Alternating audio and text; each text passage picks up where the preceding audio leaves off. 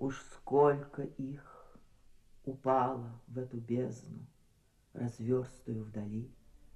Настанет день, когда и я исчезну с поверхности земли.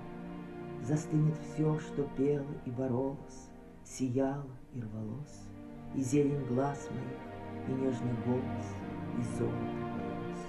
И будет жизнь с ее насущным хлебом, с забывчивостью дня, и будет все, как будто бы под небом, и нет меня.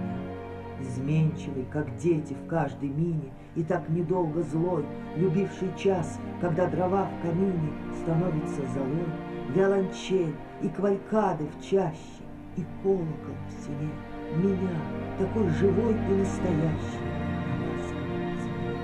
К вам всем, что мне, ни в чем не знавшей меры, чужие и свои, я обращаюсь с требованием веры и с просьбой о любви.